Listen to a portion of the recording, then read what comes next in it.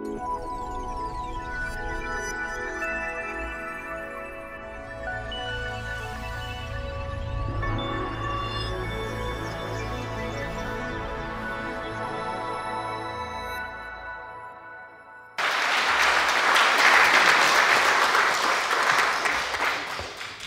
so we've been through this crisis, and there are all sorts of explanatory formats out there. And it's interesting to look at the different genres. One genre is that it's all about human frailty. I mean, Alan Greenspan took refuge in the fact it's human nature, he said, you can't do anything about that.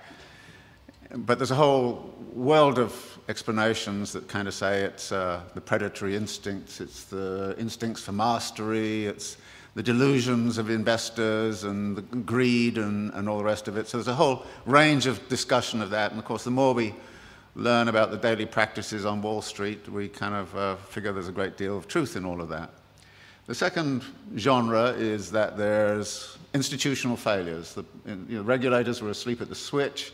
The shadow banking system innovated outside of their purview, et cetera, et cetera, et cetera, and therefore the institutions have to be reconfigured, and it has to be a global effort by the G20, something of that kind. So we look at the institutional level and say that has failed and that has to be reconfigured. The third genre is to say everybody was obsessed with a false theory. They read too much Hayek and believed in the efficiency of markets, and it's time we actually got back to something like Keynes, or we took seriously Hyman Minsky's theory about the inherent instability of financial activities. So we need to reform our theory, if you like. The next genre is that it has cultural origins. Now, we don't hear that much in the United States, but if you were in Germany and France, many people there would kind of say, this is an Anglo-Saxon disease.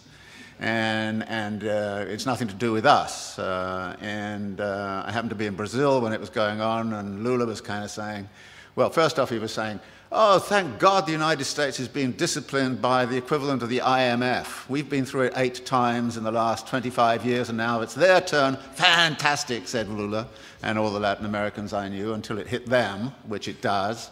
And then they kind of changed their tune a little bit. So there's a kind of a way of which it became cultural. And you can see that by the way in which this whole Greek thing is being handled. The way the German press is saying, well, it's the Greek character, it's defects in the Greek character. And there's a lot of rather nasty stuff going on around that. But actually there are some cultural features which have led into it. For instance, the US fascination with home ownership, which is supposedly a deep cultural value. So 67, 68% of US households are homeowners.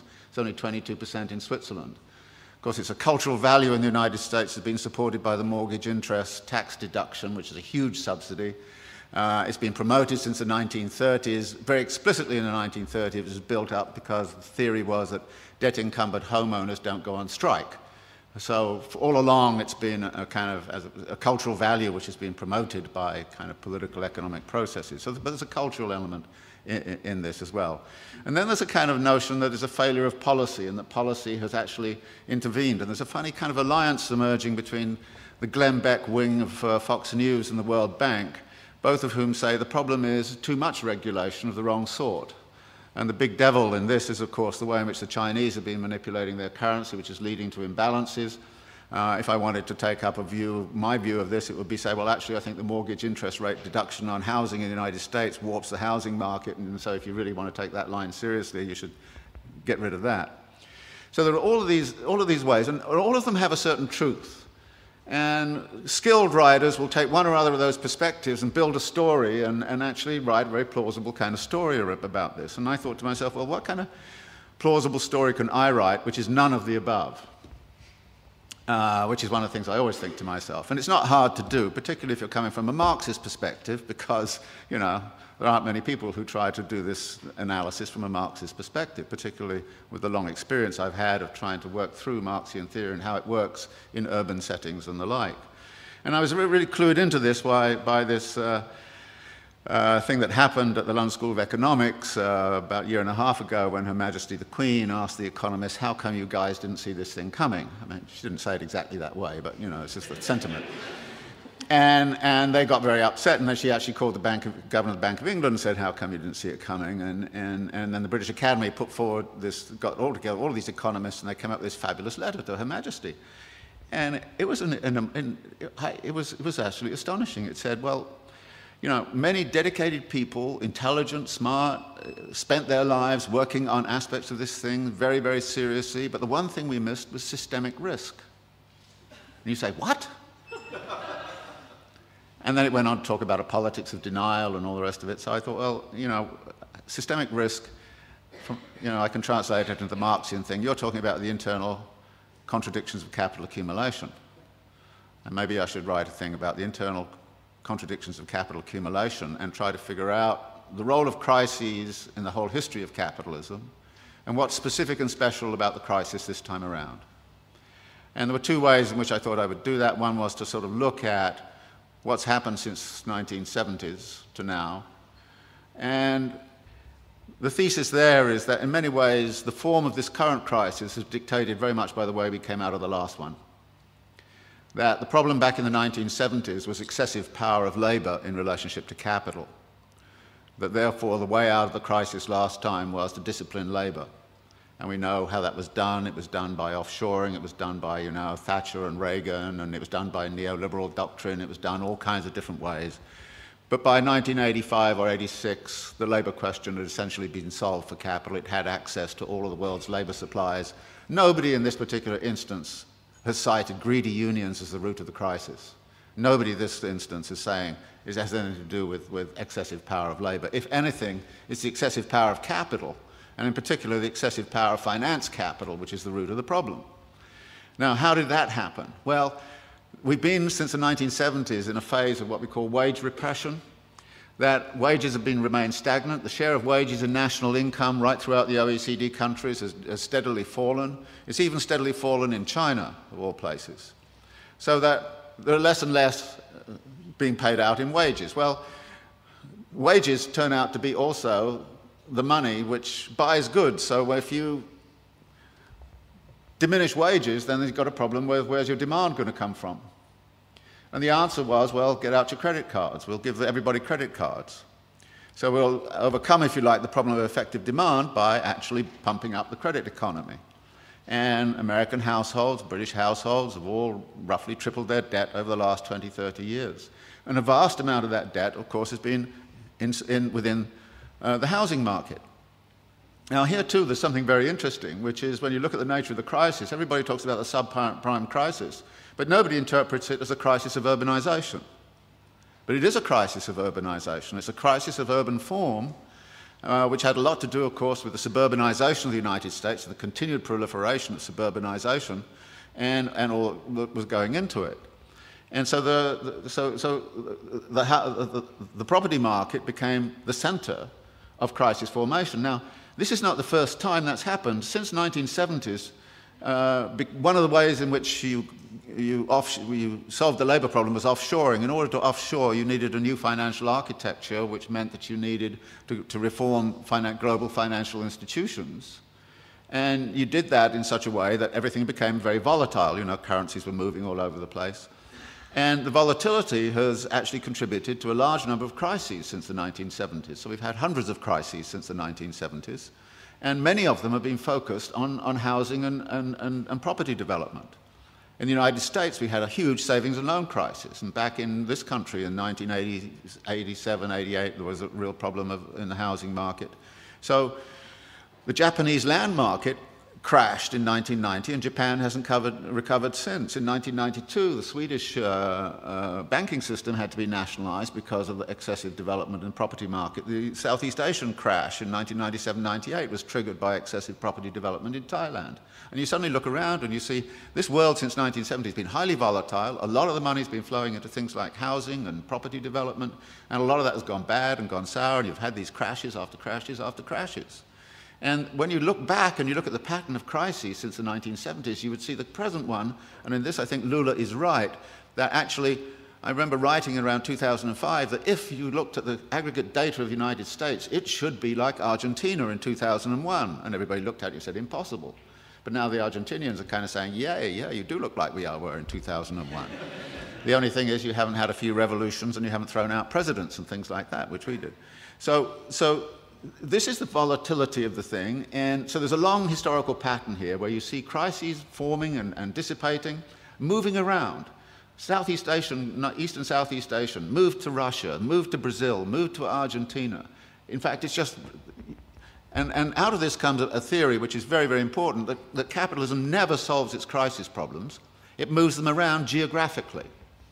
And what we're seeing right now is a geographical movement of that. Everybody says, well, okay, everything's beginning to recover in the United States, and then Greece goes bang, and everybody goes, what about the pigs, you know, Portuguese, you know, interesting they call them pigs, Portugal, and you know, Ireland and Greece and Spain, sovereign debt crises. And it's interesting, you had a finance crisis, which is in the financial system. You've sort of half solved that, but at the expense of a sovereign debt crisis. So the way in which the crisis gets manifest, it moves from one place to another. Now, there's a wonderful thing that I learned long, long ago reading Engels on the housing question. When Engels kind of wrote, the bourgeoisie has no solution to the housing problem other than moving the problem around. And I think this is a brilliant image. And I make the same argument about crisis formation. And when you look back, it moves it around. Now, it moves it around in different ways. It moves around geographically.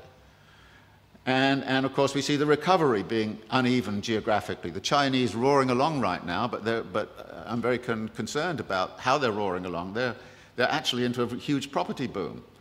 Property values in Shanghai doubled last year. And the same thing's been going on a bit in India. In other words, they're getting out of the problem by doing what the United States was doing and getting into it. And a lot of that is debt financed. And there's a peculiar way in which debt financing works. It actually works in terms of both the beginning of the cycle of accumulation and at the end of the cycle of accumulation. And the best way to think of this is simply of the image of the financial institution that lends money to developers to develop tract housing around San Diego, and then lends money to buyers to buy the housing. So they operate on both the supply and demand. And of course, that can go on and on and on and on. It has things like that have a Ponzi character. They have this kind of asset building. Now, what I did in the book was to talk a little bit about that history, but also to talk theoretically about it. And I tried to argue that, actually, if you look at the accumulation process of capital, you see a number of limits and a number of barriers. And there's a wonderful language that Marx uses in the Grundrisse, where he talks about the way in which capital cannot abide a limit. It has to turn it into a barrier which it then circumvents or transcends. And then when you look at the accumulation process, you look at where the barriers and limits might lie. And the simple way to look at it is to say, look, the typical circulation process of accumulation goes like this. You start with some money, you go into the market and you buy labour power and means of production, you put them to work with a given technology and organisational form, and you create a commodity which you then sell for the original money plus a profit. Now, you then take part of the profit and you recapitalise it into an expansion for very interesting reasons, which I probably can't get into here, but that's what you do, you've got to do. Now, there are two things about this. One is there are a number of barrier points in here. How is the money got together in the right place at the right time in the right volume? And that takes financial ingenuity. So the whole history of capitalism has been about financial innovation. And you can go back to the sort of the formation of stock markets.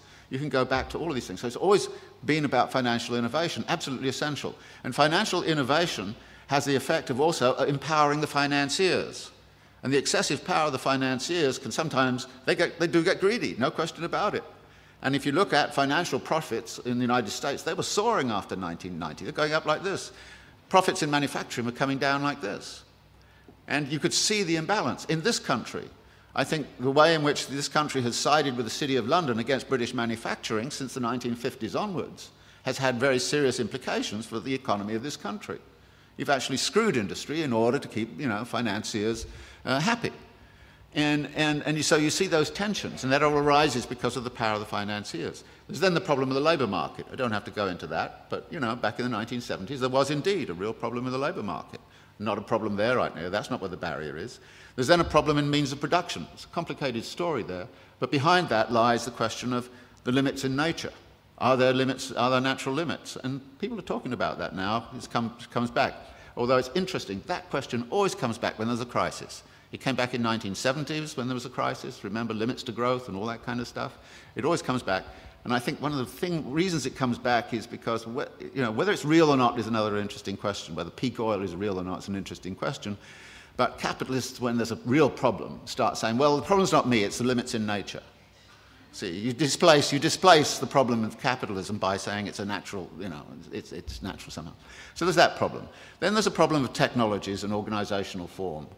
That continuous innovations in that are absolutely essential to the dynamics of this system. But on the other hand, continuous innovations, particularly when they go very fast, can be very disruptive. So you can get crises forming out of the patterns of technological change, and you can document that historically. Then there is the problem of crises in the labor process, the discipline of labor.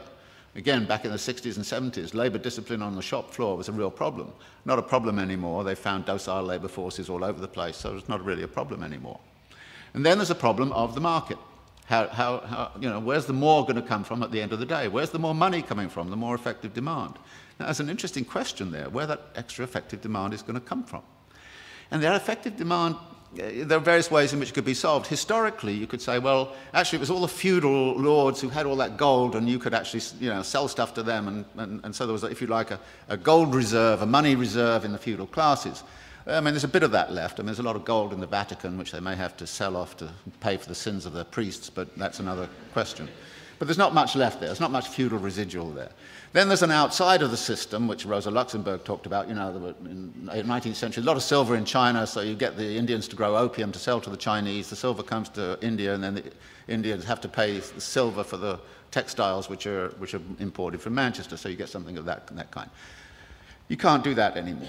So the effective demand has to be internalized. That is, the demand has to come from within the system. And the only way that can be is by expanding the system. So that in effect what happens is you mop up yesterday's excess product by tomorrow's expansion. In order to do that, you need credit at the end of the system. So the financiers step in at the end of the system as well. So the financiers start to play this absolutely crucial role in the whole process. Now the result of this is that you have got a system which historically has expanded since 1750, if I can read Madison's data right, at around 2.25% per year compound rate. If you look at all of the general stuff in the financial press and everywhere else, people will say, well, the minimum level of expansion of this system is 3%. Okay, it's better if you get more than that, but if it's less than that, it's getting sluggish and people are having real problems, and of course you get to zero, you're in crisis. So a crisis is defined of lack of growth, lack of the 3% growth. So there's this big struggle to maintain growth, compound growth. Now, in 1970, compound growth, given the size of the global economy, meant you had to find new profitable investment opportunities for something like $0.4 trillion. Now, if you want to resume 3% compound growth, you've got to find profitable opportunities for $1.5 trillion. In 20 years' time, you're going to need $3 trillion of profitable investment opportunities. Part of the thesis I got going here is that actually we're at an inflection point where compound growth of that sort is no longer really feasible. And actually looking backwards at what's happened since 1970, you would say there are plenty of signs of that. Plenty of signs of that since the 1970s. Less and less growth has been about making real things, and more of it has been about asset bubbles and all the rest of it. In other words, you look back at the pattern, people couldn't find anything to invest in that was profitable except investing in derivatives of insurances on derivatives of insurances. And so you get more and more things of that sort. So, and you start to get new markets forming, which are fictitious markets. One of the big ones right now is carbon trading. I mean, carbon trading is a ridiculous kind of concept. But on the other hand, we're going to have a big market in it. And already people have been making a bundle out of carbon trading on European markets, and they're going to try and make a bundle even more. So we're going to have these, so we already see in the past these fictitious markets forming, which are absorbing part of the surplus that couldn't be absorbed in real production. We're going to have more and more and more of that.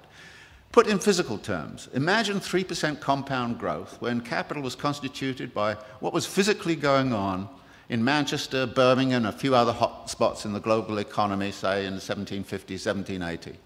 Imagine 3% compound growth on everything that's going on in China right now, everything that's going on in Europe, everything that's going on in North America, much of Latin America, Africa, not so much maybe, I mean, physically, it starts to look horrendous.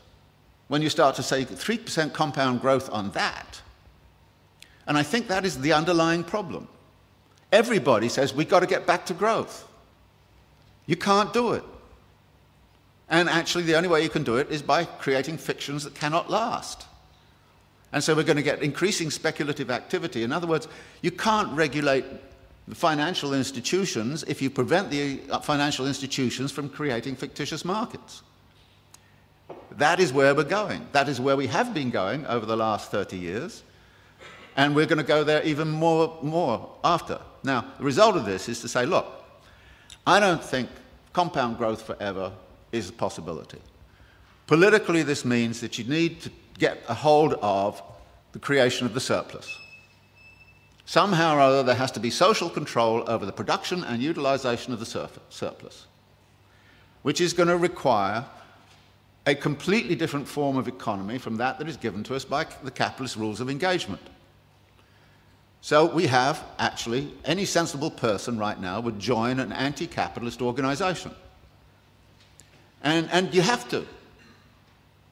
Because otherwise we're going to have the continuation. And notice it's a continuation of all sorts of negative aspects. For instance, the racking up of wealth. You would have thought the crisis would have stopped that. Actually, more billionaires emerged in India last year than ever. They doubled last year. The wealth of the rich, I just read something this morning, in this country has accelerated. Just last year, what happened was the leading hedge fund owners got personal remunerations of $3 billion each in 1 year. Now, I thought it was obscene and insane a few years ago when they got 250 million. But they're now hauling in 3 billion. And as the famous statement, I think it was by Andrew Mellon was way back, in a crisis, he said, assets return to their rightful owners, i.e. him. And that in effect, is the plug of the financial world right now. Yeah, the assets are going to return to us. Now, that's not a world I want to live in, and if you want to live in it, be my guest. But you've got to start thinking, and what bothers me about academia, and as Laurie mentioned, is I don't see us debating and discussing this. I don't have the solutions. I think I know what the nature of the problem is. And unless we're prepared to have a very broad-based discussion that gets away from, the normal kind of pablum you get in the political campaign and, everything's going to be okay here next year if you vote for me, it's crap. You should know it's crap and say it is. And we have a duty, it seems to me, those of us who are academics and seriously involved in the world, to actually change our mode of thinking. Now, changing the academic mode of thinking is not going to revolutionize anything, but on the other hand, it's a necessary condition for some revolutionary change to occur. It has to occur in many, many different areas. And this seems to me is the main point I would want to make about the book, that crises get moved around, both in terms of their form. It's a financial crisis and an effective demand crisis right now. It gets moved around geographically. Here it's, in Southern California, and now it's in Greece, and after Greece is over, it'll be in Spain, or it'll be in Ireland, or then, my God, you might have a sovereign debt crisis in this country. And what will the politicians say then, poor things?